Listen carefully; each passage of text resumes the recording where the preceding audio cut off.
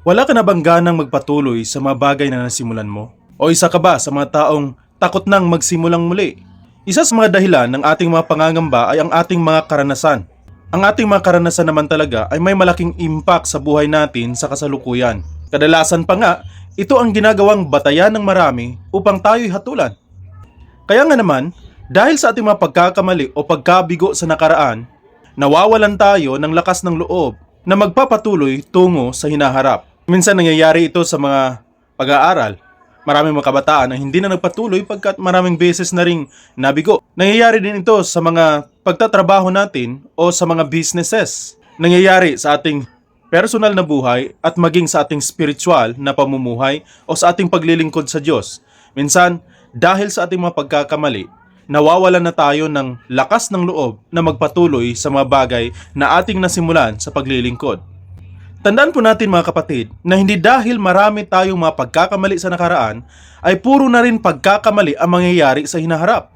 Maliban na lang siguro kung uulit-ulitin natin ang mga parihong desisyon kung paano tayo nagkamali. Tandaan po natin na ang pagtatagumpay ay hindi hinihintay kundi ito ay ating tinutungo.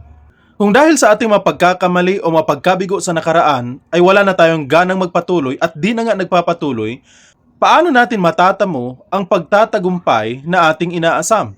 Ang mahalagang gawin natin ay sumangguni sa Diyos at hingin ang kanyang patnubay upang maunawaan natin paano marating ang tamang tagumpay.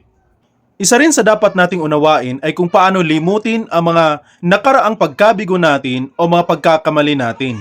Dahil ang madalas nating pag-iisip ng ating mga kabiguan o mga pagkakamali sa nakaraan ay hindi nakakatulong bagkus, magdudulot lamang ito ng takot sa atin at kawalan ng lakas ng loob sa ating muling paghakbang.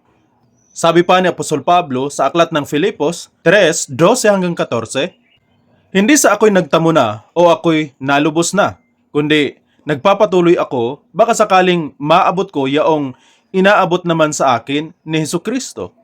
Mga kapatid, hindi ko pa inaaring inabot na, datapwat isang bagay ang ginagawa ko, na nililimot ko ang mga bagay na nasa nakaraan at tinutungo ang mga bagay sa hinaharap. Nagsusumikap ako patungo sa hangganan sa gantimpala ng dakilang pagtawag ng Diyos sa akin kay Kristo Jesus.